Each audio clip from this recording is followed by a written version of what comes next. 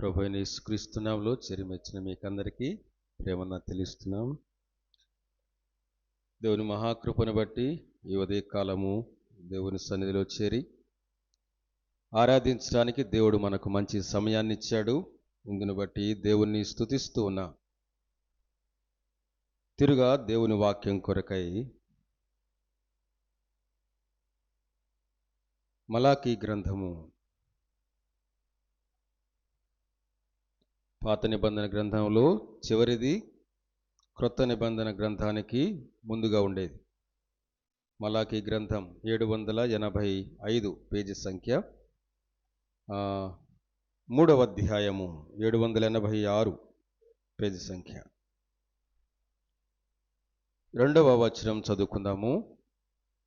మలాకీ గ్రంథం 3వ అధ్యాయము 2వ వచనం.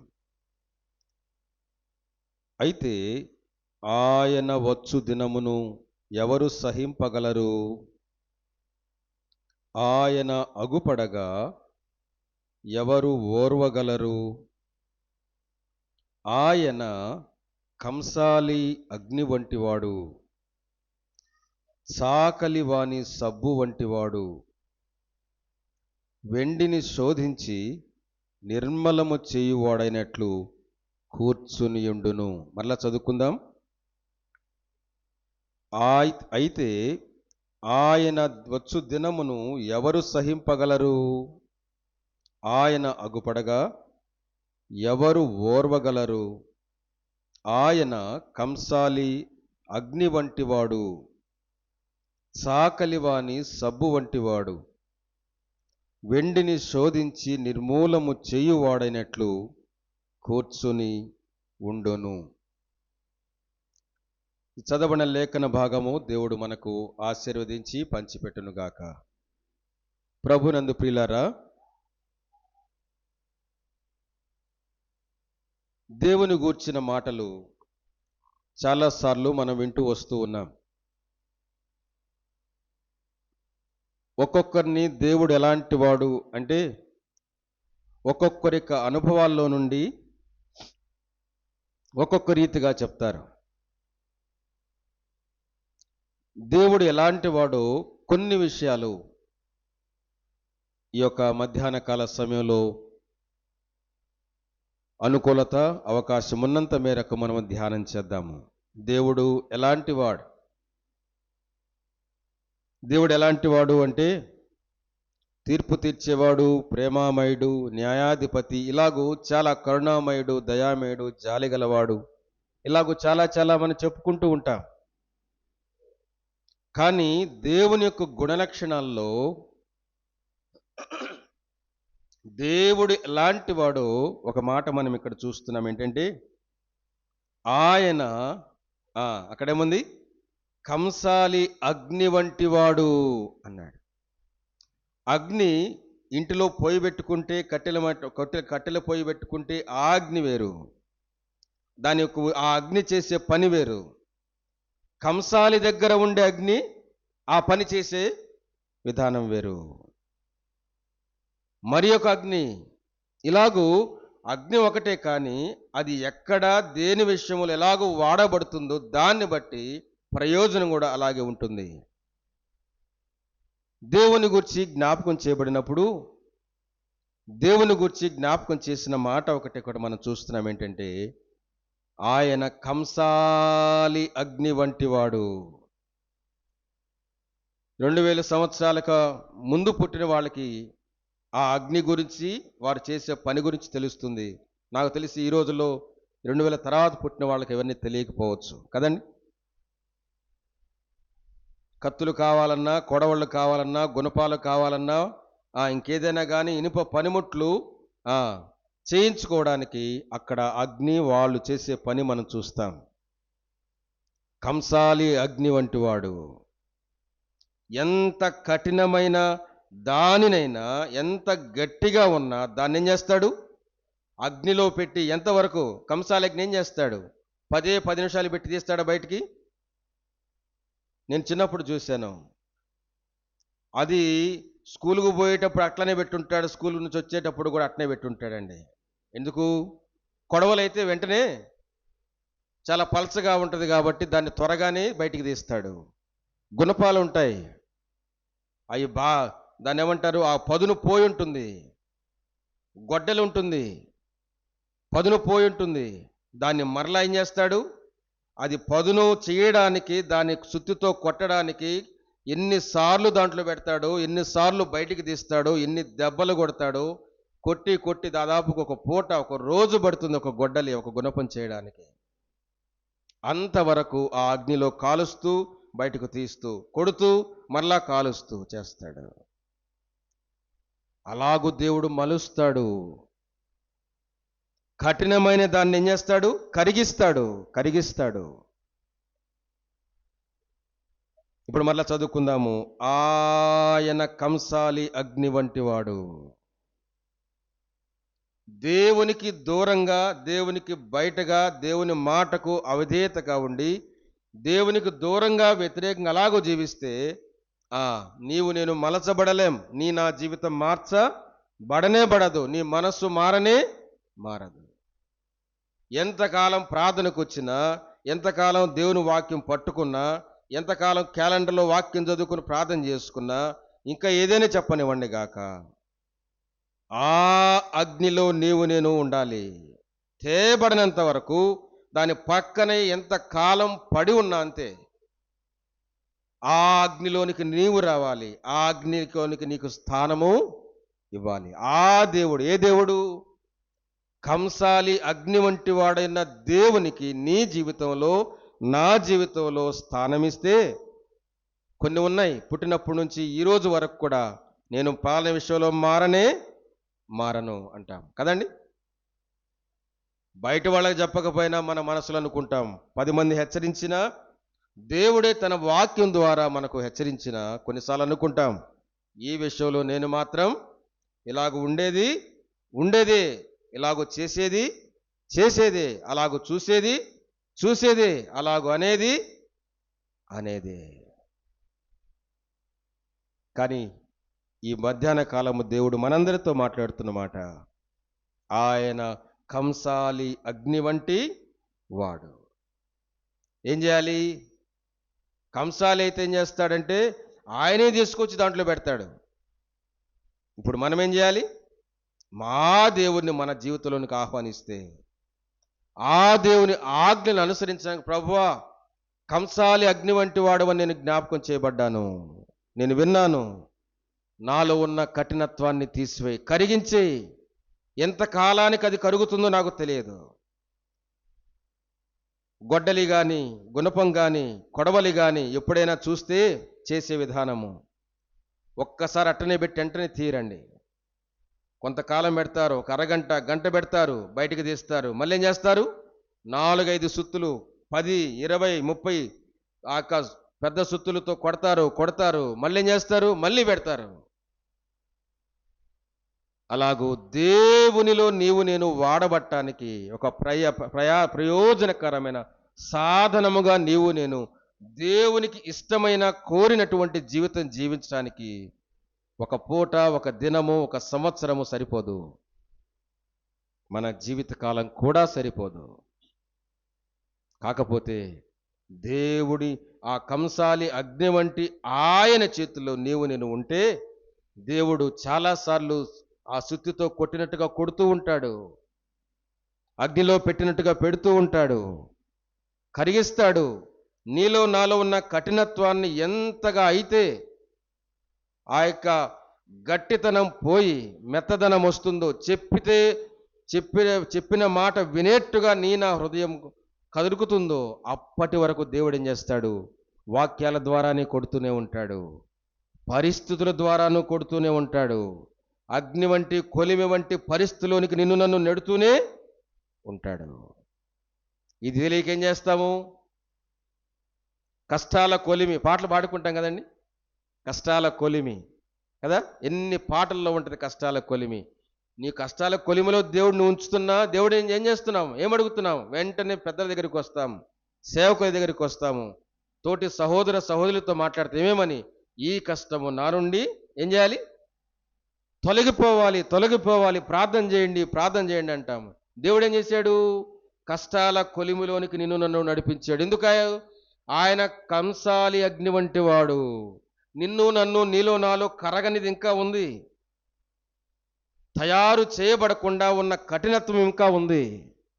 వాటిని సరిచేయడానికి ఆ కొలిమిలో నిన్ను నన్ను ఉంచితే కొన్నిసార్లు మనకు తెలియదు. అసలు ఈ కష్టం ఎట్టొచ్చిందో, ఎందుకు వచ్చిందో, ఎంతకాలం ఉంటుందో మనకు అర్థమే కాదు. నేనేం చేశాను కాబట్టి ఈ యొక్క ఇబ్బంది నాకు వచ్చింది. కొన్నిసార్లు ఆ కష్టము దీర్ఘకాలం ఉంటుంది. ఎందుకో దేవుడు నా మీద కరుణించడం లేదని బాధపడతాము. ఒక్కసారి ఈ వచన జ్ఞాపకం చేసుకుని దేవుని అడగగలిగితే, ప్రభువా, అందుకే యోబు గారు అన్నాడు, ఆయన నన్ను బాగుగా నలుగగొట్టునుగాక. ఎట్లా నలగొడతాడు? అగ్ని కొలిమిలో పెట్టి కొంతకాలం ఉంచి మళ్ళీ తీసి 4-5 లేక 10 సుత్తులతో కొట్టి మళ్ళీ లోపల పెట్టి మళ్ళా తీసి, అది కొంతకాలము, అది గొడ్డలుగా చేయబడాలంటే కొంత సమయం ఉంటుంది, గుణపంగా చేయబడాలంటే కొంత సమయం ఉంటుంది, కొడవలిగా చేయాలంటే కొంత సమయం ఉంటుంది. దేని సమయం దానిదే, దాని యొక్క కష్టకాలము దానిదే. నిన్ను పెద్ద ప్రయోజకురాలినిగా దేవుని సేవలో వాడబట్టానికి, దేవునికి సాక్షార్థంగా లోకంలో జీవించడానికి వాడుకోవాలంటే ఏ సాధనంగా నిన్ను వాడుకోవాలో దానికి తగ్గట్టుగా ఆ కొలిములు నీలో నాలో ప్రయోజనము లేని దేవునికి వ్యతిరేకమనేది మన జీవితాల్లో ఉంటే ఏం చేస్తాడు? దాని విషయంలో కష్టాల కొలిములో పెడతాడు. ఇప్పుడు చెప్పండి, శ్రమ కలుగుట నాకు మేలాయను అన్నాడు కీర్తనకారుడు. అవునా? మనమైతే ఈ శ్రమ నుండి నన్ను తప్పించుము. కొన్నిసార్లు దేవుని కొరకై వాడబడాలంటే మన దేవుని సన్నిధిలోనికి, దేవుని చేతికి అప్పగించుకోవాలి. దేవుడు కొన్ని పరిస్థితులు గుండా నిన్ను నన్ను తీసుకుని వెళ్తాడు. వాస్తవం. నమ్ముకున్నాం, వాస్తవం. ప్రార్థనకు వస్తున్నాం, వాస్తవం. వాక్యం చదువుతున్నాం, వాస్తవం. భక్తిగానే ఉండటానికి ప్రయత్నం చేస్తున్నాం, వాస్తవం. చాలా కాలమైంది ఆత్మీయతలో ఉండి, వాస్తవం. కానీ నమ్ముకొనక ముందు కంటే నమ్ముకున్న తర్వాత ఇంకా నీలో నాలో కొన్ని విషయాల్లో కఠినత్వం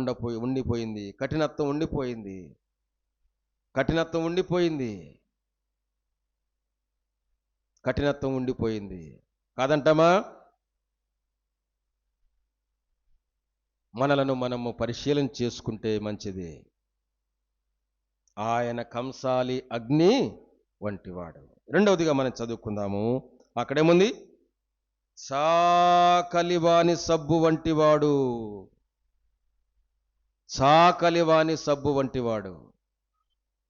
సబ్బు ఏం చేస్తుంది?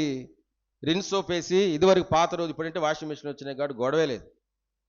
పాత రోజుల్లో బకెట్లో నీళ్లు పెట్టి మురికితో ఉన్నవి, మరకతో ఉన్నవి, మురికితో ఉన్నవి, దుమ్ముతో ఉన్నవి ఏదైనా కానీ మొత్తం బకెట్లో నీళ్ళల్లో ముంచి రిన్ సోపు కొంచెం అట్ట వేసి పెడితే చాలు, మురికి నీళ్ళన్నీ పైకి వస్తాయి. సబ్బుకు మురికి అంటుతుందా? మరేమైంది? ఈ సబ్బు ఏం చేస్తుంది? బట్టలకు అంటిన మురుకుని తీసి బయటికి వేస్తుంది, ఆ దుమ్మును బయటికి వేస్తుంది, మరకను, మట్టిని, ఆ మురికిని అంతటిని బయటికి లాగేస్తుంది. 1 గంట నానబెడితే చాలు బట్టలు కదా. తర్వాత నీళ్లు పారబోసి తర్వాత దాన్ని పెట్టి ఇంకా రుద్ది ఆ సబ్బుతోనే రుద్దుతాము. పోతే మొదట నానబెట్టినప్పుడన్నా పోవాలి, రెండవది పోకపోతే ఏం చేస్తాము? అప్పుడు సబ్బు పెట్టి మరలా చేస్తాము. సబ్బు అప్లై చేసిన తర్వాత ఇప్పుడేం చేస్తాము? బ్రష్ కూడా ఉంటుంది. అర్థం కావడానికి చెప్తున్నాను.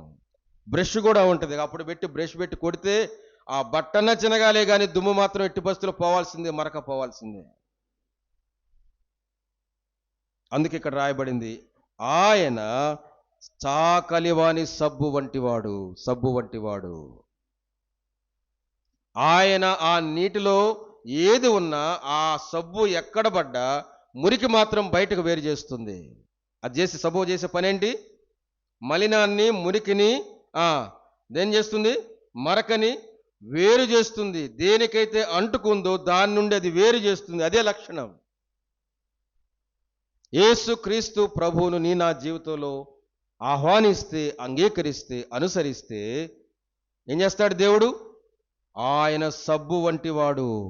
నీకు నాకు అంటిన మలినాన్ని, మురికిని, మరకను ఏం చేస్తాడు? సబ్బు వేసాము, 2 నిమిషాలు బయటికి తీసాము, ఎంత పోద్ది? అది అంటుకొని వేరు చేసేలేపో సబ్బు తీసేస్తేవి. అదే నానబెట్టాలి, అక్కడే ఉండాలి, దాని పని చేసేంత వరకు ఆ సబ్బుని నీళ్ళలోనే ఉంచాలి. ఇప్పుడంటే సబ్బు పోయి ఏమొచ్చి సర్ఫ్ వచ్చింది కదా, ఏదైనా కావచ్చు గాక, లిక్విడ్ కూడా వచ్చేసింది. నానబెట్టాలి, చాలా కాలం ఉండాలి. నీలో నాలో ఆ అంటుకుపోయిన మలినము ఏదైనా కానివ్వండి గాక, అదంతా మన జీవితాల్లో నుండి వేరు కావాలంటే ఏమవ్వాలి? దేవునితో సహవాసం ఎక్కువగా ఉంటే. అవును, నేను కూడా సహవాసం ఉంటూనే ఉన్నా కదా. ఏ క్రమకూడి తప్పాను నేను? ప్రతి క్రమకూడికి వస్తున్నా. ప్రార్థన అంటే వస్తున్నా, వాక్యదానం అంటే వస్తున్నా, ఆరాధన అంటే వస్తున్నా, ప్రత్యేక కూడికలంటే వస్తున్నా. అది కాదు సహవాసం అంటే, అది భౌతికమైన సహవాసం. ఆత్మీయమైన సహవాసం అంటే ఆ వాక్యము నీలో నాలో ప్రయోగించబడాలి. మనకు అర్థమయ్యేట్టు చెప్పుకుంటే, సర్ఫ్తో ఉన్న కవర్ ఉందండి, కవర్ 1 లీటర్, ఒక సర్ఫ్తో ఉన్న 1 కేజీ సర్ఫ్ ఇచ్చినప్పుడు ఏం చేస్తారు? కవర్తో ఇస్తారు ప్యాక్ చేసి. ఆ కవర్ని అట్లనే వేసామనుకోండి నీళ్ళల్లో, ఏమన్నా సర్ఫ్ పనిచేస్తుందా అంటే? అర్థం కావడానికి చెప్తున్నా. ఆ సర్ఫ్ కవర్ అట్టనే నీళ్ళలో వేసాం, మురికి బట్టల్లో, ఏమన్నా పనిచేస్తుందా? అదే ఎంతో కాలంగా వాక్యం వింటున్నా, ఆ వాక్యము నీలో నాలో పనిచేయకపోవడానికి కారణం ఏంటి? ఆ వాక్యాన్ని తెరిచి మన జీవితాలకు అన్వయించుకోవడం లేదు. కాబట్టి కొన్ని కఠినత్వాలు మన జీవితాల్లో, కొన్ని మలినమైనవి మన జీవితాల్లో అలాగే ఉండిపోయాయి. వేరు కాలేదు, దూరం కాలేదు, పారిపోలేదు, విడిచిపెట్టలేదు. ఆదివారం ఉదయం 6 గంటల నుండి మధ్యాహ్నం 1 గంట వరకు ఉండే భక్తి 12 తర్వాత నుండి మరలా ఆదివారం 6 గంటల వరకు కూడా లేకపోవడానికి కారణం ఏంటి? సర్ఫ్ ప్యాకెట్గా నీళ్ళలో వేసామంతే, ఓపెన్ చేయట్లా. వాక్యాన్ని ఓపెన్ చేయము, వాక్యాన్ని మన జీవితాల మీద పోసుకోము, అన్వయించుకోము. కాబట్టి వాక్యము పని చేయడం లేదు. లేకనా, వినకనా, చదవకనా? కాదు. విన్నాము, చదివాము, తెలుసు, కానీ మన జీవితాల్లో ప్రయోజనంగా లేదు వాక్యం. అందుకే దేవుడు జ్ఞాపకం చేస్తున్నాడు, ఆయన కంసాలి అగ్ని వంటివాడు. రెండవది, ఆయన చాకలి సబ్బు వంటి వాడు. ఆయన ఏం చేస్తాడు? మనలో ఉన్న మురికిని మన నుండి వేరు చేస్తాడంతే. కాకపోతే కొంత సమయం నానబెట్టాలి, దేవుని సన్నిధిలో గడపాలి. కొన్ని సంవత్సరాలే కావచ్చుగాక. ప్రభువా, ఇది నా నుండి దూరమగునుగాక. ఏది? జ్వరము, జలుబు, దగ్గు, ఒంటి నొప్పులు కాదు. ఏది? ఈ నా దోషము నా నుండి దూరమగునుగాక, ఈ నా పాపము నా నుండి దూరమగునుగాక, ఈ నా బలహీనత నా నుండి దూరమగునుగాక. ఎలా దూరమవుతుంది? ఎలా వేరైపోద్ది? దేవుని వాక్యము అనుసరించడానికి మనము దాన్ని అంగీకరించాలి. ఆ వాక్యాన్ని మన జీవితంలో అన్వయించుకోవాలి.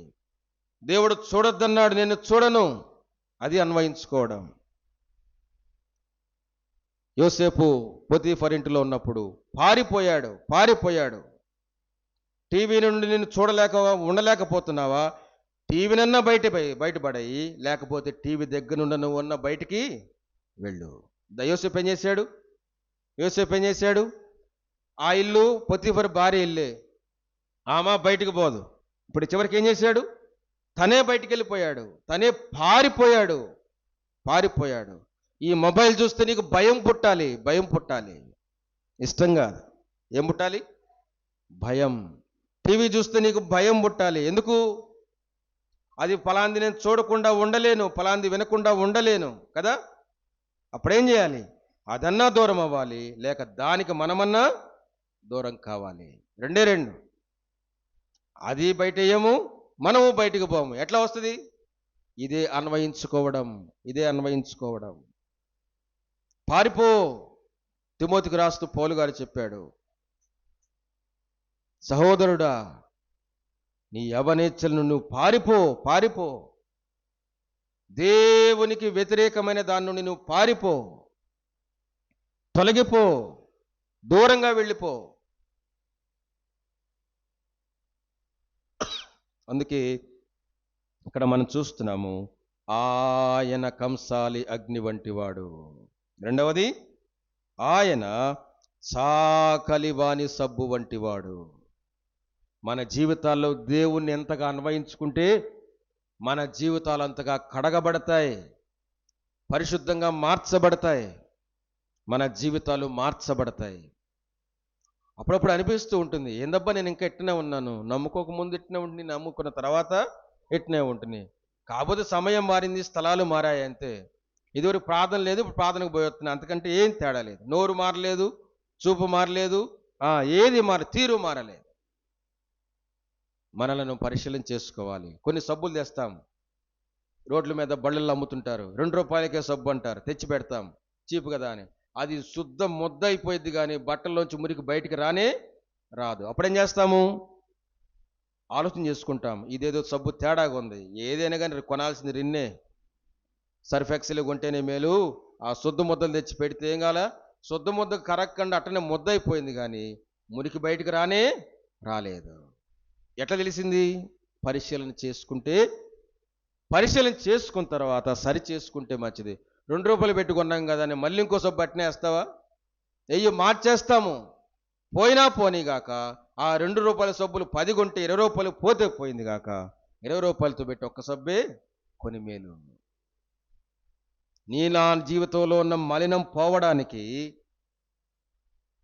కొంత ఖర్చే ఉండొచ్చుగాక, కొంత కష్టమే ఉండొచ్చుగాక, కొంత నియమాలు నిబంధనలు ఉండవచ్చుగాక, దైవ సంబంధంగా, దేవుని సంబంధంగా, దేవుని కొరకు జీవించడానికి దేవుని వాక్యాన్ని అన్వయించుకుంటే మన జీవితంలో మలినము దూరం అవుతుంది, పాపము దూరం అవుతుంది, మన జీవితం మారుతుంది. అలాగ అన్వయించుకోవాలి. లేకపోతే ప్యాకెట్ నీళ్ళల్లో వేసి పెట్టినట్టే లెక్క. ప్యాకెట్ తడవదు, బట్టల్లో మురికి బయటికి రాదు, పని మాత్రం జరగదు. అన్నీ తెచ్చిపెట్టామంతే తేడా. ప్రార్థనకు వచ్చినట్టు ఉంటాం, చేసినట్టు ఉంటాం, చదివినట్టే ఉంటాం, విన్నట్టే ఉంటాం, ఏం మార్పు లేదు. పిల్లోడికి బడికి పోయాడు, వాడు మళ్ళీ వస్తున్నాడు, బడికి పోవడం ఎందుకో రావడం ఎందుకో ఏం తెలియదు, అక్షరం ఒక్క రావడం లేదు. తండ్రికి బాధ లేదా? తల్లికి బాధ లేదా?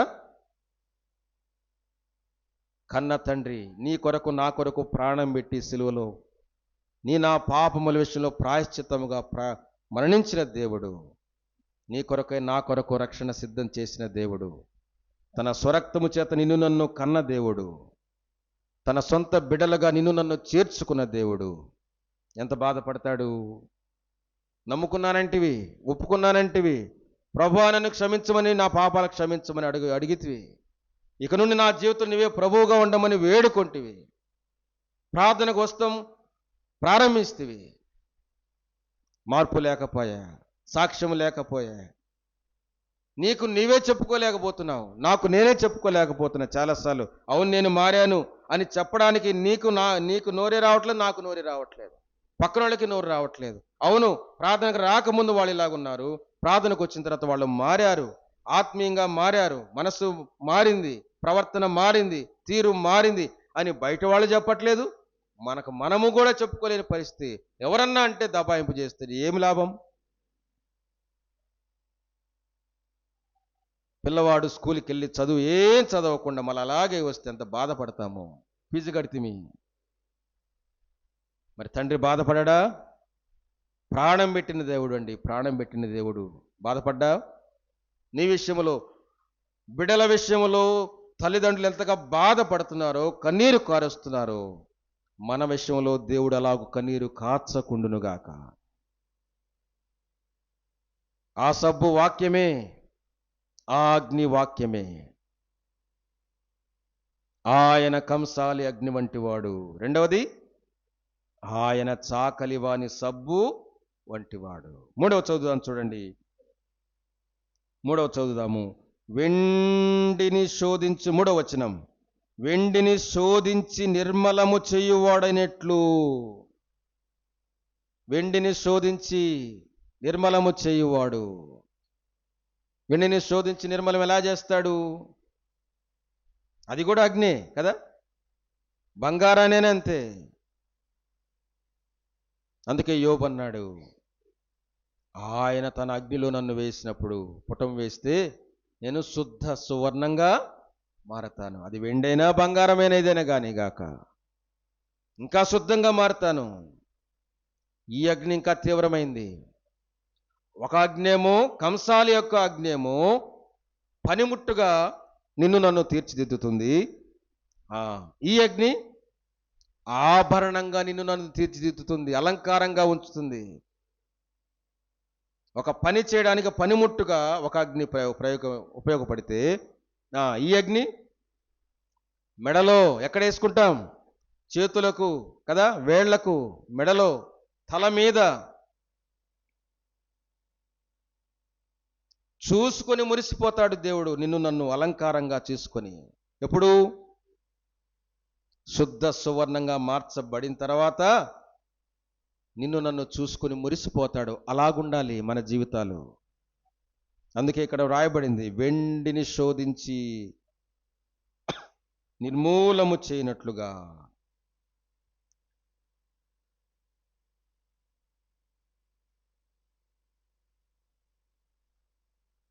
పేతురు రాసిన మొదటి పత్రిక, మొదటి అధ్యాయము. పేతురు రాసిన మొదటి పత్రిక, మొదటి అధ్యాయము.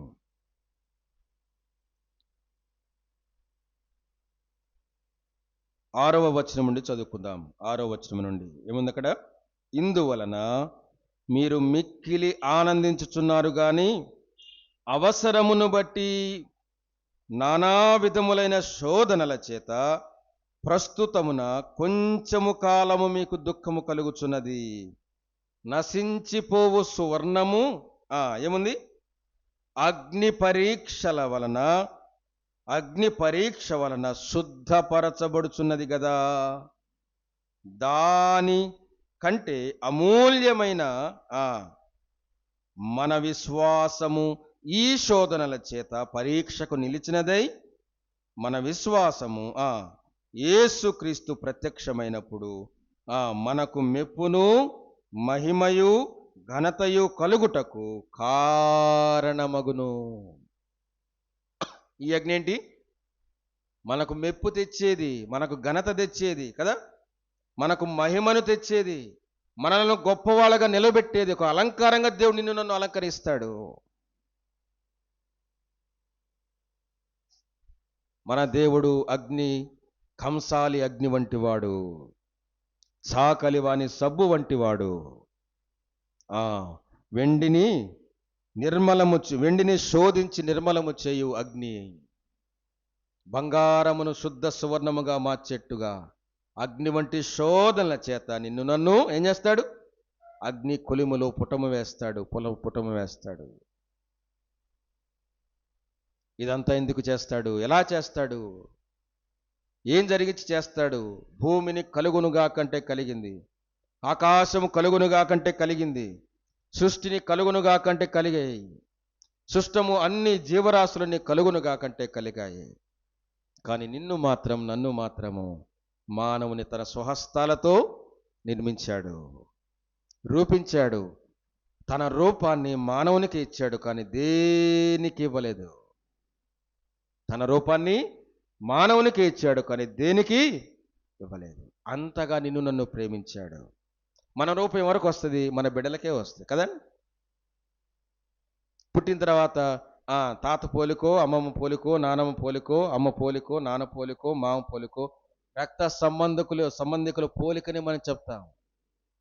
అందుకే దేవుడు మనకు ఆయనకున్న సంబంధాన్ని జ్ఞాపకం చేస్తూ చెప్పాడు, ఏ జంతువుకు తన పోలికనివ్వలేదు, కానీ ఆయన తన స్వరూపమందు నరుని సృజించెను.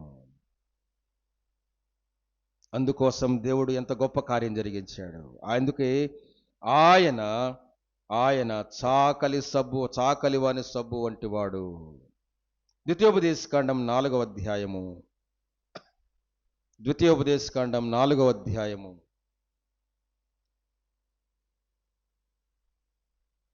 24వ వచనం చదువుకుందాం. చూడండి, ద్వితీయోపదేశకాండము 4వ అధ్యాయము 24వ వచనం. ఏలయనగా నీ దేవుడైన యెహోవా ఇక్కడేముంది? దహించు అగ్ని అయి, దహించు అగ్నియు, తర్వాత ఏముంది? రోషము గల దేవుడునై ఉన్నాడు. ఇక్కడేముంది? ఏ అగ్నిది? దహించు అగ్ని. దహించడం అనే పదాన్ని ఎక్కడ వాడతాము? పొలాలు కానీ, అడవులు కానీ, ఇళ్ళు కానీ కాలిపోయినప్పుడు, నాశనం చేసేటప్పుడు వాడే ఈ పదాన్ని వాడతాము. దహించి వేసింది. ఇది తీర్పు. ఈ అగ్ని ఏంటిది? తీర్పు తీరుస్తాడు. ఈ అగ్ని అయిన దేవుడు ఏం చేస్తాడు? తీర్పు తీరుస్తాడు. నా జీవితాన్ని ప్రయోజన అగ్నిగా, బంగారంగా, వెండిగా ఉంటే ఏమవుతుంది? శుద్ధంగా మారి అలంకరించుకోవడానికి సిద్ధంగా ఉంటుంది. కర్ర గడ్డి కొయ్యకాలు లాగుంటే ఏమవుతుంది? కాలిపోయి బూడిదైపోయి గాలిలో కలిసిపోయి అది తర్వాత లేనట్టుగానే ఉంటుంది. అందుకే దేవుడు జ్ఞాపకం చేస్తున్నాడు, కంసాలి అగ్ని వంటి ఆ దేవుని చేతిలో పడితే ఒక ప్రయోజనకరమైన సాధనంగా నన్ను వాడుకుంటాడు. వెండి బంగారాలు వలె మన జీవితాలు ఉంచుకుంటే ఆ అగ్ని ద్వారా ఇంకా శుద్ధీకరించబడి ఏం చేయబడతాం? ఆభరణాలుగా చేయబడతాము. ఘనమైన పాత్రలుగా చేసుకోవడానికి ప్రయోజనకరంగా వాడబడతాము. అదే దహించు అగ్ని చేతులు పడితే ఏమవుతాం? తీర్పు తీర్చబడతాము. వెండి బంగారములు వంటి వస్తువులుగా మనం ఉంటే మనం ఇంకా శుద్ధి చేయబడతాము. మలినము దూరం అవుతుంది. ఈ వెండిని కానీ బంగారాన్ని కానీ అగ్నిలో ఎందుకు వేస్తారు చెప్పండి? ఇంతకాలం మన ఇంట్లోనే ఉంది, మన ఇంటి మీద ఉంది, వాళ్ళకి ఇచ్చాము. వాళ్ళు ఏం చేస్తారు? వెంటనే నీళ్లతో కడిగి అట్లనే పెట్టరు. ఏం చేస్తారు? మరలా అగ్నిలో వేస్తారు. ఎందుకు? ఈ బంగారానికి కూడా అంటుకున్న మలినం ఏదైతే ఉందో దాన్ని అంతటిని ఏం చేస్తుంది? వేరు చేస్తుంది. మలినము దూరం అవుతుంది. శుద్ధతను దేవుడు తీసుకుని వస్తాడు. ఆయన వాక్యము ద్వారా నన్ను దేవుడు కడుగుతాడు. అందుకే కానీ ఈ దహించు అగ్నిగా దేవుడు ఉన్నప్పుడు ఆయన చేతిలో పడితే మాత్రం ఎప్పటికీ మనము కనపడకపోదుము. అందుకే హెబ్రీయులకు రాసిన పత్రిక 12:29లో కూడా మనం చూస్తాము, మన దేవుడు దహించు అగ్ని అయి ఉన్నాడు కదా. దేవుడు దహించు అగ్ని అయి ఉన్నాడు. కానీ ఇటువంటి దేవుడు ఏం చేశాడు? ఇటువంటి దేవుడు ఏం చేశాడు? యోహాను సువార్త 8వ అధ్యాయము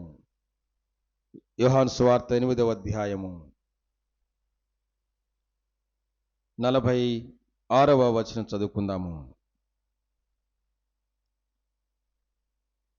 యోహాను సువార్త 8వ అధ్యాయము 46వ వచనం. నా యందు పాపమున్నదని మీలో ఎవడు స్థాపించును? యేసుక్రీస్తు ప్రభువారు ఈ లోకానికి వచ్చినప్పుడు సంధించిన ప్రశ్నలలో ఇది చాలా ప్రాముఖ్యమైన ప్రశ్న. ఇది ఏ మానవుడి నోట పలుకబడని ప్రశ్న.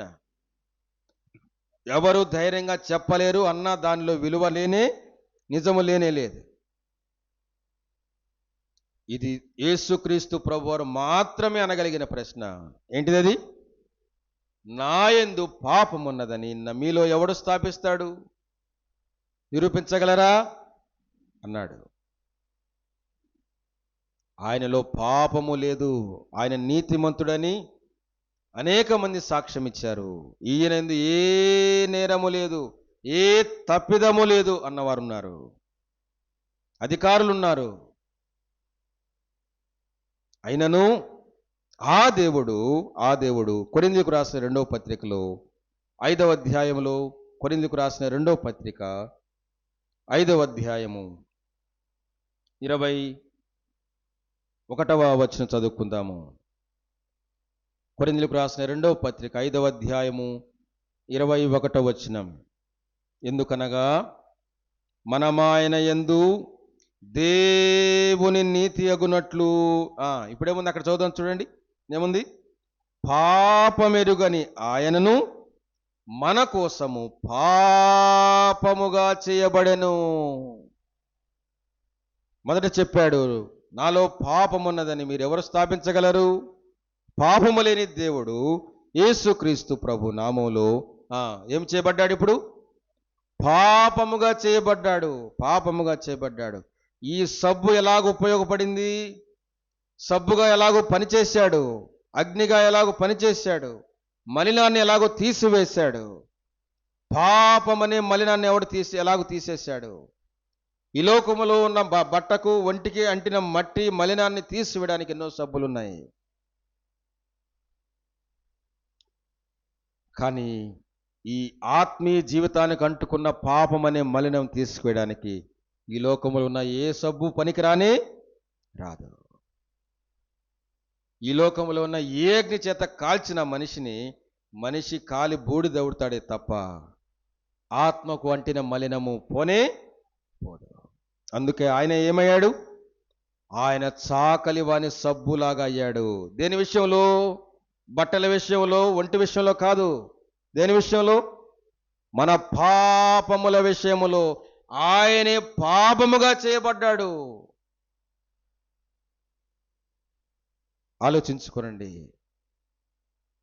మనకంటిన బట్టలను బకెట్లో వేసి సబ్బును వేసిన తర్వాత ముందు నీళ్లను పట్టుకున్నట్టుగా మురికి నీళ్లను మళ్ళీ తర్వాత మనము అంటుకోవడానికి కూడా ఇష్టపడం.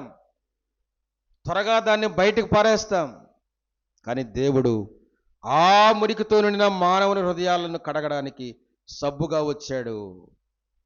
మన హృదయాల్లో ఉండటానికి వచ్చాడు. మన మధ్య నివసించాడు. మన బాధలనే పడ్డాడు, మన అవమానాలనే పడ్డాడు. ఆయనకు మురికిలోకి వచ్చాడు, కానీ మురికి ఆయనకు అంటనే లేదు. కానీ ఆయన ఏ పాపము లేకపోగా ఆయన ఏమయ్యాడు?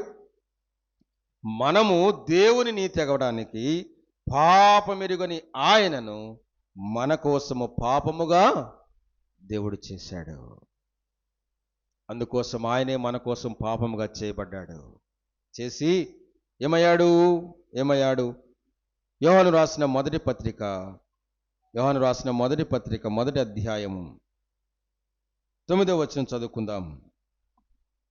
యోహాను రాసిన మొదటి పత్రిక 1వ అధ్యాయము 9వ వచనం. మన పాపములను మనము ఒప్పుకొనిన ఎడల ఆయన నమ్మదగిన వాడును నీతిమంతుడును గనుక, ఇక్కడేముంది?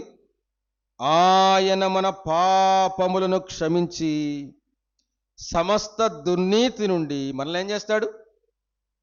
ఎలాగూ సబ్బు ఎలాగూ కార్యం జరిగిస్తాడంటే ఇక్కడ మనకు అర్థమవుతుంది. మనం ఆ సబ్బు మురికి అనగానే మనకు బట్టలు మురికి సబ్బు గుణపడతాయి. కాదు. ఇది ఆత్మ సంబంధమైన కార్యము. ఇది ఆత్మకు సంబంధించిన కార్యము. మన ఆత్మీయ జీవితాలకు అంటుకున్న పాపమనే మలినము నుండి దూరము చేయడానికి చేసే కార్యము. అందుకే ఆయన పాపముగా చేయబడ్డాడు.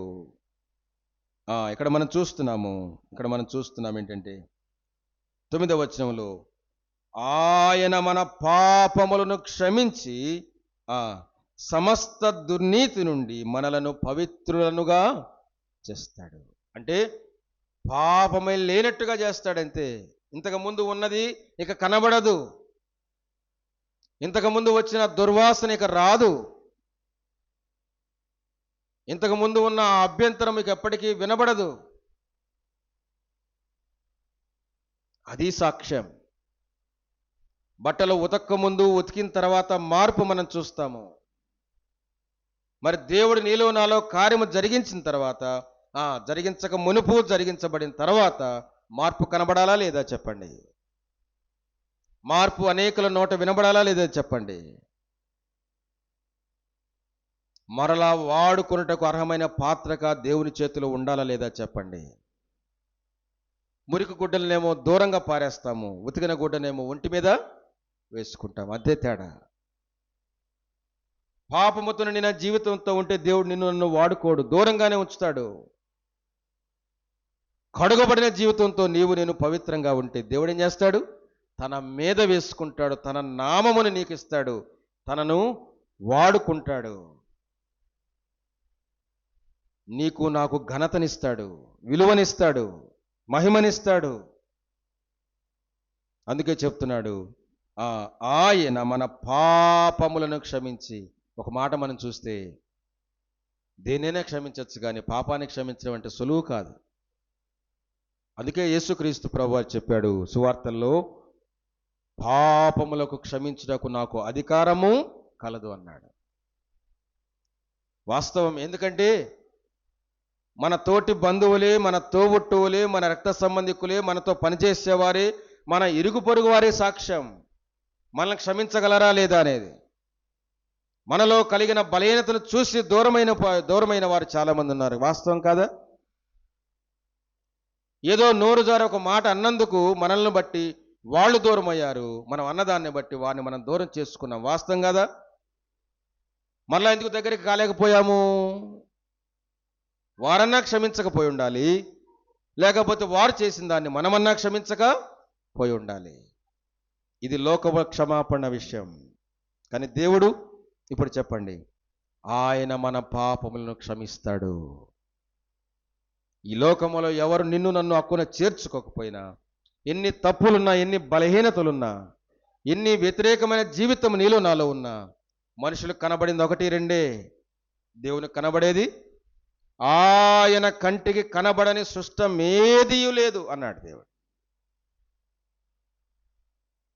ఆయన కంటికి కనబడని సృష్టం ఏదీ లేదు.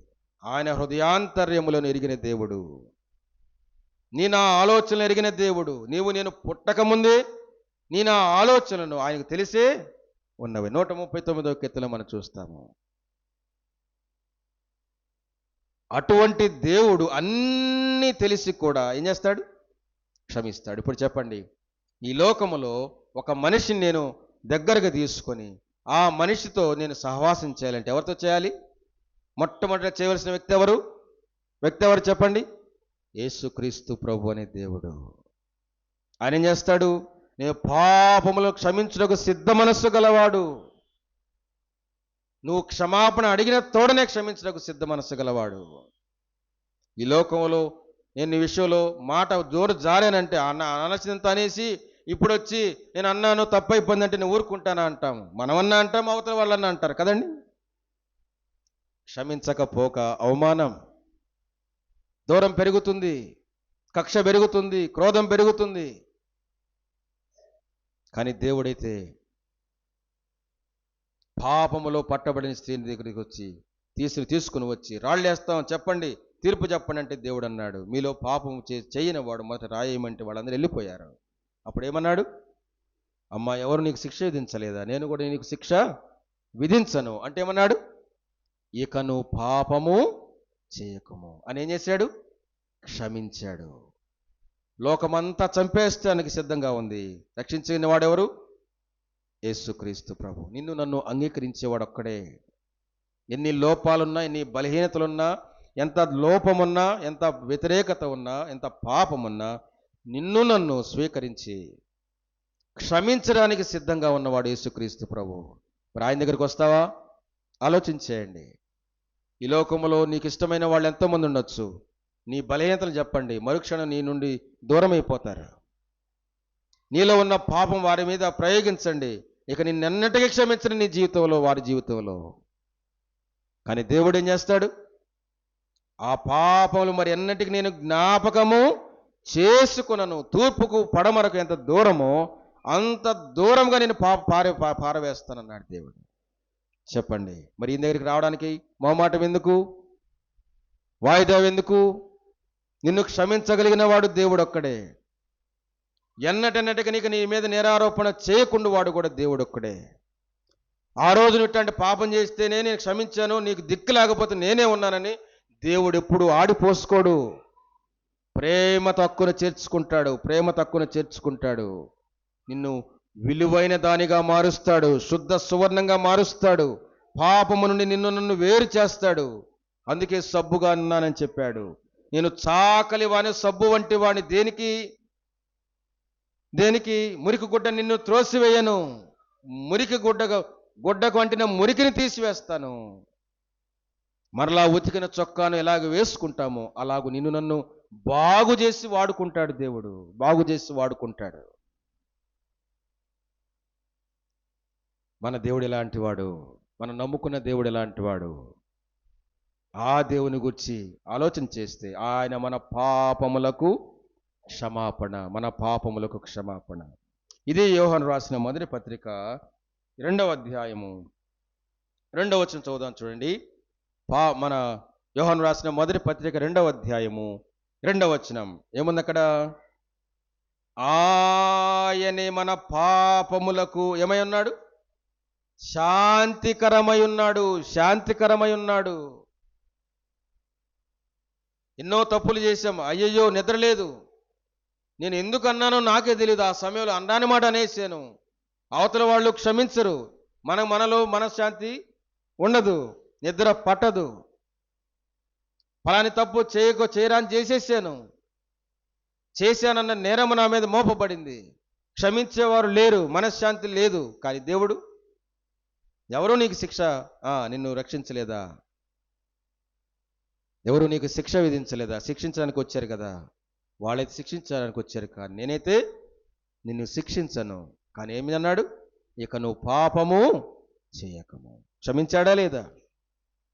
మనకు మనశ్శాంతినిస్తాడు. క్షమించి మనశ్శాంతినిస్తాడు. క్షమించి మనశ్శాంతినిస్తాడు. అందుకే ఇక్కడ అన్నాడు శాంతికరమై ఉన్నాడు అని. పుట్టినోట్లే ఉంది, ప్రాయశ్చిత్తమై ఉన్నాడు. ప్రాయశ్చిత్తమై ఉన్నాడు అంటే ఏంటి అర్థము? దాని వెలను చెల్లించాడు. దాని వెలను చెల్లించాడు. జామీను కట్టి నిన్ను నన్ను విడిపించాడు. పాపము నుండి, పాప శిక్ష నుండి నిన్ను నన్ను ఏం చేశాడు? జామీను కట్టి క్రయధనము చెల్లించి విడిపించాడు. అందుకు ఆయన ఏమయ్యాడు? మన పాపములకు ప్రాయశ్చిత్తమయ్యాడు. తానే తన మీద శిక్ష విధించుకున్నాడు. పిల్లవాడు తప్పు చేస్తే తండ్రి ఎలాగొస్తాడు? ఒకళ్ళు తప్పుచ్చుకుంటాడు. మనలను కన్న దేవుడు, సృష్టించిన దేవుడు, మన కోసం ప్రాణం పెట్టి మరణించి తిరిగి లేచిన దేవుడు మనకు శాంతికరమై ఉన్నాడు. దేని విషయంలో? మన పాపములకు క్షమాపణగా ఉన్నాడు దేవుడు. రెండవది, మన పాపములకు శాంతికరమై ఉన్నాడు. మూడవది, మన పాపములకు ప్రాయశ్చిత్తమై ఉన్నాడు. ఇటువంటి దేవుని ఎప్పుడైనా మనం గుర్తుపెట్టుకున్నామా? జబ్బు వస్తే స్వస్థత కొరకై జ్ఞాపకం వస్తాడు దేవుడు. పిల్లలకు పరీక్షలంటే ప్రార్థన చేసి పంపించడానికి జ్ఞానం కోసం జ్ఞాపకం వస్తాడు దేవుడు. ఆర్థికపరమైన ఇబ్బందుల్లో దేవుడు పరిష్కారం ఇవ్వడానికి జ్ఞాపకం వస్తాడు దేవుడు. ఏదైనా మేలు పొందడానికి జ్ఞాపకం వస్తాడు దేవుడు. ఈ దేవుడు పాపములకు క్షమాపణగా ఉన్నాడు, పాపములకు ప్రాయశ్చిత్తమై ఉన్నాడు, పాపములకు శాంతికరమై ఉన్నాడు. ఈ దేవుని నీకు నాకు గుర్తుందా? ఆలోచించేద్దాము. ఆయన మన పాపములకు శాంతికరముగా, ప్రాయశ్చిత్తముగా ఉన్నాడు. యోహాను ప్రకటన గ్రంథము 1వ అధ్యాయం 6వ వచనం. ప్రకటన గ్రంథం 1వ అధ్యాయము 6వ వచనం. 4వదిగా మనం చదివితే ప్రకటన గ్రంథం 1వ అధ్యాయము 6వ వచనం. మనలను ప్రేమించుచు తన రక్తము వలన మన పాపముల నుండి ఏం చేశాడు? మనలను విడిపించిన వానికి, మనలను విడిపించాడు. దేని నుంచి? పాపముల నుండి విడిపించాడు. పాపముల నుండి విడిపించాడు అంటూ ఫుట్నోట్లు ఏం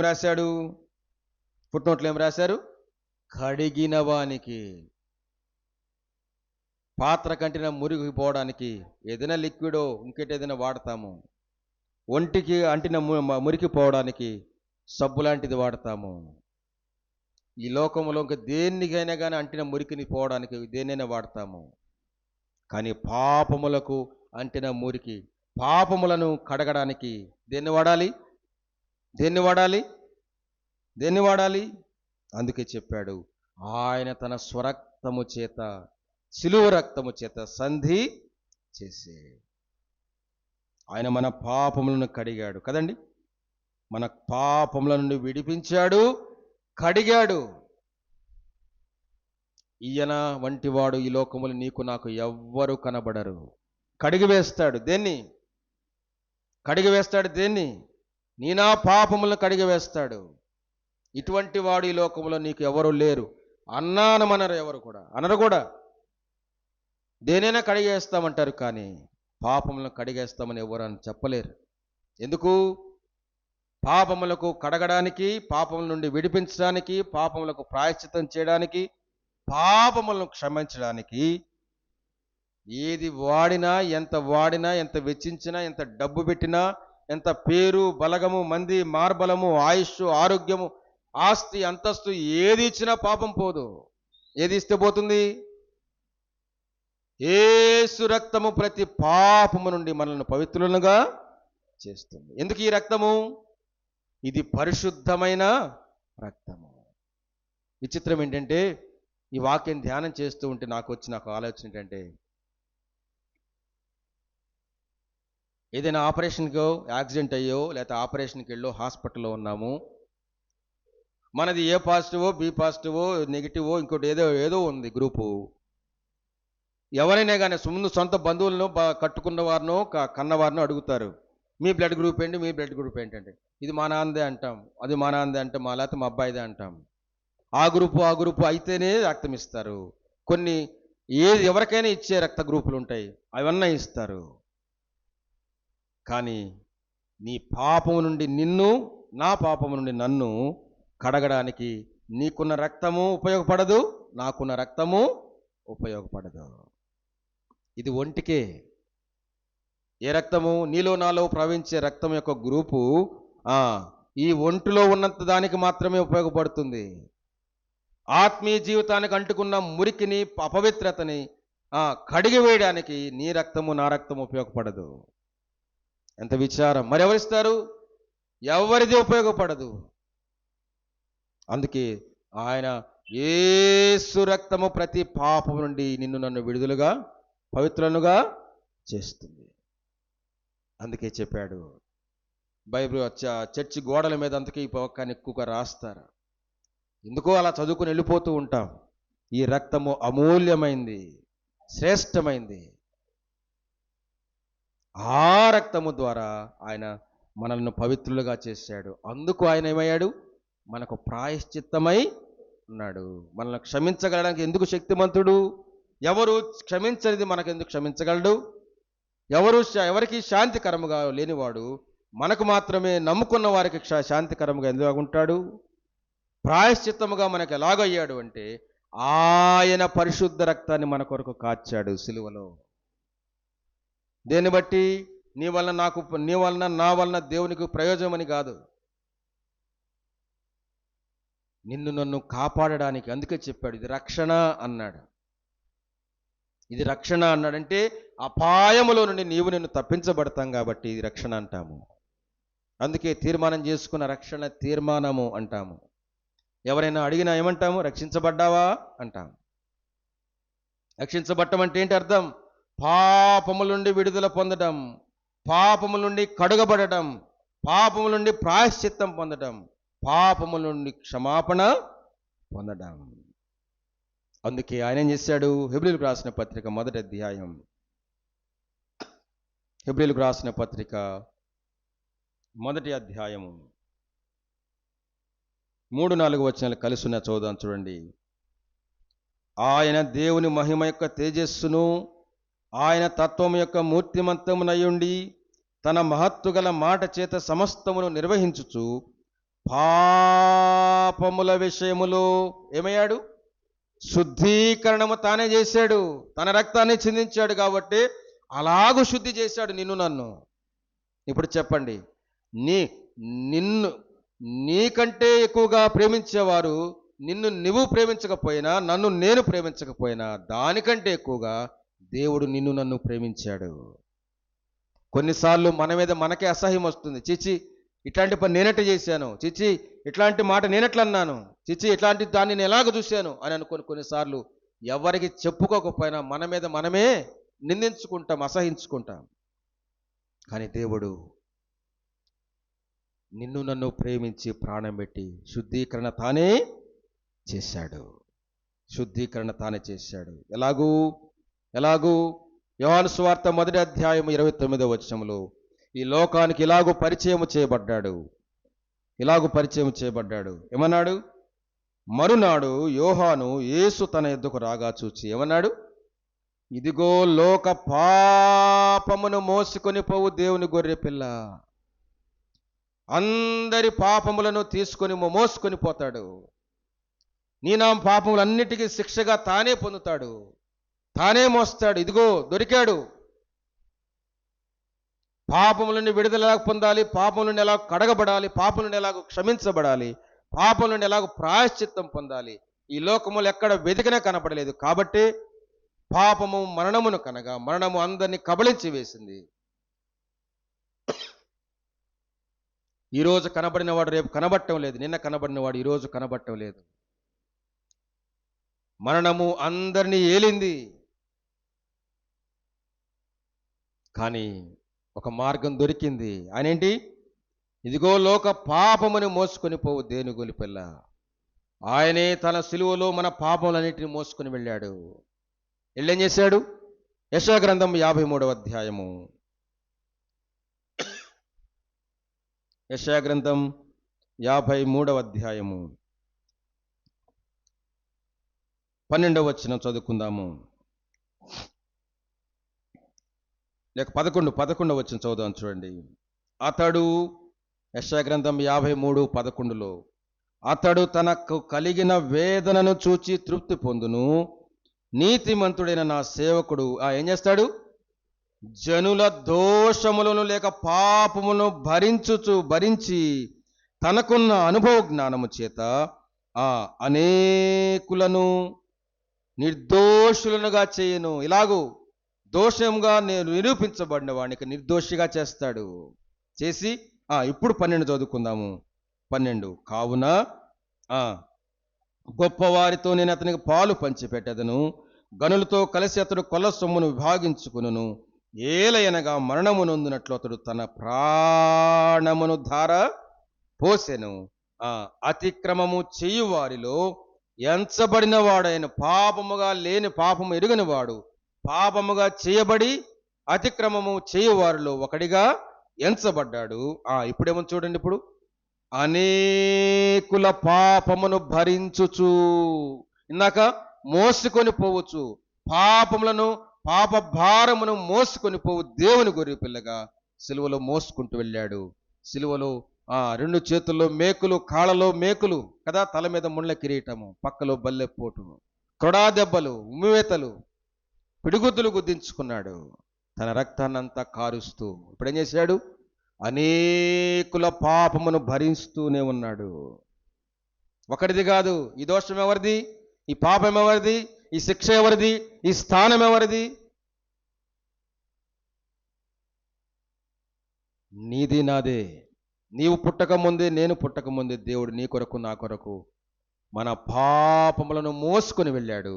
మన పాపముల యొక్క శిక్షను భరించాడు. మరి ఇతని కంటే నీకు నాకు సన్నిహితమైన స్నేహితుడు ఎవరున్నారా ఈ లోకంలో? ఇష్టమైన వారు ఎవరున్నారా? మరి ఆయన కోసం ఒక పూట 1 గంట సమయము దేవునికి వెచ్చించలేకపోతున్నాం కదండి. ఇష్టమైన వాడేనా? విలువ ఉన్నవాడేనా? ఈ లోకములో ఎవరు అటువంటి వారు లేరు. కానీ ఎందుకో ఆ దేవునికి మనము సమయం ఇవ్వలేం, ప్రాముఖ్యత ఇవ్వలేం.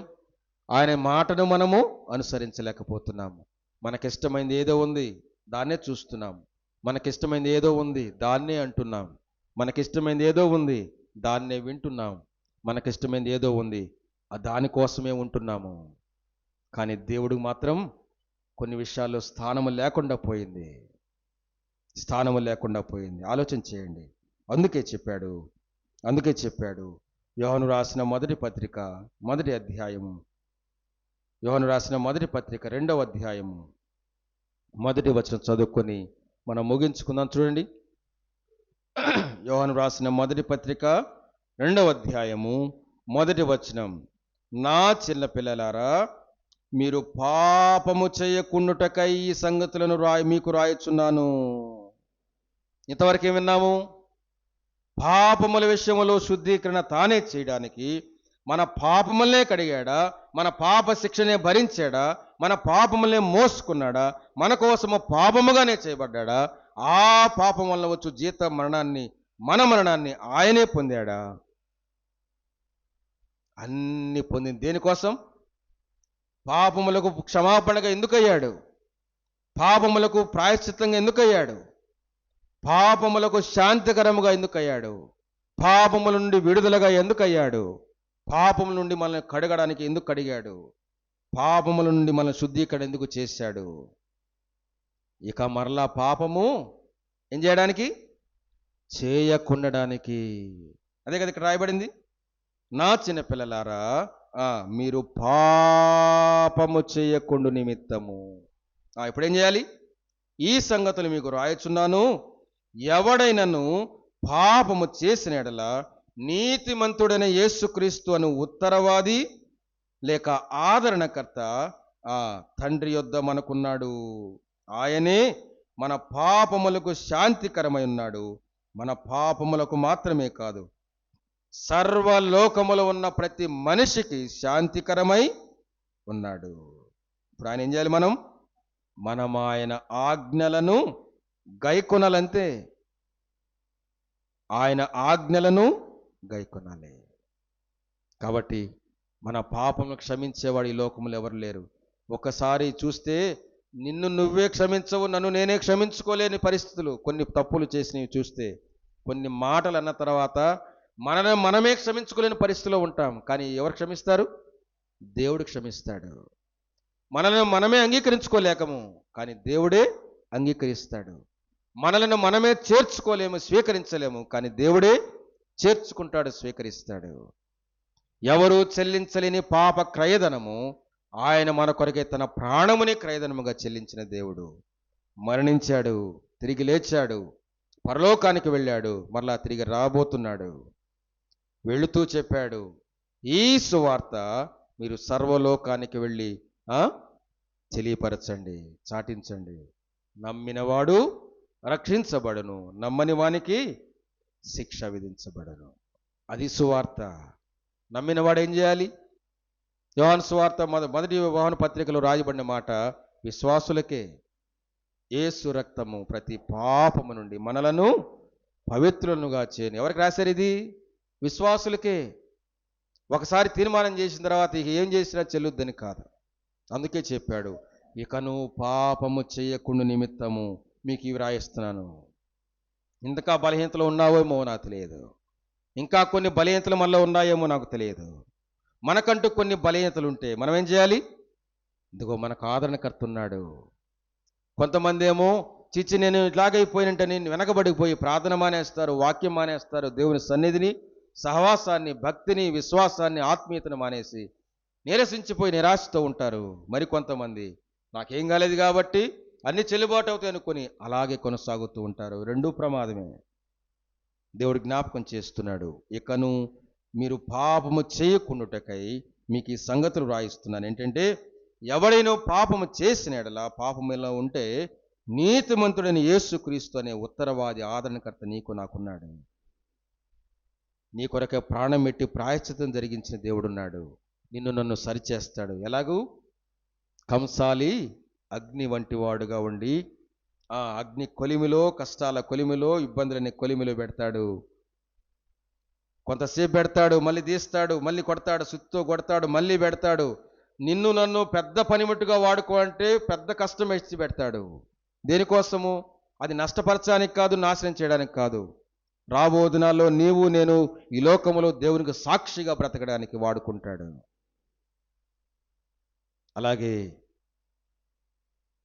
చాకలివాని సబ్బు వంటి వాడు, ఆయనతో సహవాసం, ఆయన వాక్యాన్ని అంగీకరించి, చూడొద్దన్నాడు కాబట్టి నా కళ్ళు మూసుకుంటాను, వినొద్దన్నాడు కాబట్టి నా చెవులు మూసుకుంటాను, అనొద్దన్నాడు కాబట్టి నా నోరు మూసుకుంటాను. ఆవేశం వచ్చింది, కోపం వచ్చింది, బాధ వచ్చింది, కానీ నేనేం చేస్తాను? నా నోరు మూసుకుంటాను. అలాగూ వాక్యాన్ని అన్వయించుకుంటే, ఆ వాక్యం నీలో పనిచేయించడానికి అనుమతిస్తే సబ్బు నీళ్ళలో పడగానే మురికిని బయటికి బయటికి ఒక్కొక్కటిగా లాగివేస్తూ కొంత సమయానికి ఆ బట్టకు మురికికి సంబంధం లేనట్టుగా ఎలాగో చేస్తుందో, పాపానికి బలహీనతకి ఆ యొక్క దూషణకు దేవుడు మన అపరాధాలకు దూరం చేసి మనకు సంబంధం లేని వారుగా చేస్తాడు. అలాగే వెండిని నిర్మలము చేయడానికి, శుద్ధి చేయడానికి, బంగారమును శుద్ధి చేయడానికి, శుద్ధ సువర్ణంగా మార్చడానికి అగ్ని వంటి కొలిమిలో నిన్ను నన్ను కష్టాల కొలిమిలో అలాగూ కాల్చి శుద్ధ సువర్ణంగా చేసి, అదిగో సాధనాలుగానే వాడబట్టడానికి నిన్ను సిద్ధపరుస్తాడు, లేక ఆభరణములుగా చేసి అలంకరించుకోవడానికైనా నిన్ను వాడుకుంటాడు. కానీ ఆ అగ్నిలో ఉన్నప్పుడు, ఈ అగ్నిలో ఉన్నప్పుడు కానీ దహించు అగ్నిగా ఉన్న చేతులు మాత్రము పడకు. ఆ దహించు అగ్ని దహించి వేస్తుంది, ఏమీ లేకుండా చేస్తుంది. ఆలోచించేయండి. ఇంకా యేసుక్రీస్తు ప్రభువుని నమ్మని వారు ఇంకా ఈ స్థలములో ఉంటే ఆలోచించేయండి. దేవుని చేతిలో పడితే దేవుడు నిన్ను నన్ను క్షమిస్తాడు. నీ కొరకే నా కొరకే ప్రాణం పెట్టిన దేవుడు నిన్ను పోగొట్టుకోడు. నువ్వు దేవుని వద్దనుకుంటున్నావేమో, కానీ దేవుడు నిన్ను వద్దనుకోలేదు. ఈ లోకములో ఉన్న వాళ్ళు నీ తోబుట్టువులు, నీ బంధువులు, రక్త సంబంధికులు, నీ తోటి వారే నిన్నొద్దనుకొని చాలా కాలం దూరంగా ఉన్నవారు కాదా? కానీ దేవుడు నిన్నొద్దనుకోలేదు కాబట్టి నీ పుట్టక ముందే నీ కొరకు నా కొరకు ఈ లోకానికి వచ్చి ప్రాణం పెట్టాడు. ఆయన నా దినమెల్లా నా చేతులు చాసి నేను పిలుస్తున్నానని చెప్తున్నాడు.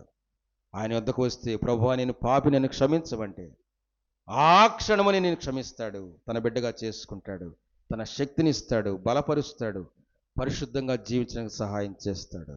నమ్మిన వారము ఇంకా కొన్ని కఠినత్వాలు ఉన్నాయి, వాస్తవం, ఒప్పుకోక తప్పదు. కొన్ని బలహీనతలు ఉన్నాయి, వాస్తవం, ఒప్పుకోక తప్పదు. ఆ బలహీనతల నుండి కూడా జయమును ఇవ్వడానికి ఇదిగో క్షమించడానికి సిద్ధంగా ఉన్నాడు. కాకపోతే ఒక మాట చెప్తున్నాడు, ఇక నువ్వు పాపము చేయకుండా నిమిత్తము ఎందుకు క్షమిస్తాడు. ఎందుకు క్షమిస్తున్నాడు? ఇప్పుడు చేసిన నేను క్షమిస్తాను, మళ్ళా వస్తే మళ్ళీ క్షమిస్తానే ఉంటానని చెప్పడానికి కాదు. ఇప్పటివరకు చేసిన వాటిని క్షమిస్తాను, కానీ ఇక నువ్వు పాపము చేయకము, అదే బలహీనతలో కొనసాగా నీయకము. ఒకటి గుర్తుపెట్టుకుందాము, ఆయన కంసాలి అగ్ని వంటివాడు, సాకలివాని సబ్బు వంటివాడు. మనలో నుండి మన బలహీనతలను, మనలో ఉండి మన అపరాధములను, మనలో నుండి మన దోషములను, మనలో నుండి మన పాపములను దూరం చేస్తాడే తప్ప ఆయన్ని దూరం చేసుకోడు. ఆయన నుండి నిన్ను దూరము చేసుకునేవాడు. ఇటువంటి మంచి దేవుడు, మంచివాడు ఈ లోకములో నిన్ను కన్నవారే కానీ, నువ్వు కన్నవారే కానీ ఎవరు ఉండరు. ఆయన కంటే మించిన మిత్రుడు ఈ లోకములు ఎవరు లేరు. అటువంటి వానితో మన సహవాసం కలిగి ఉంటానికి దేవుడు మనకు సహాయము చేయనుగాక. మీకందరికీ ప్రియవందనాలు.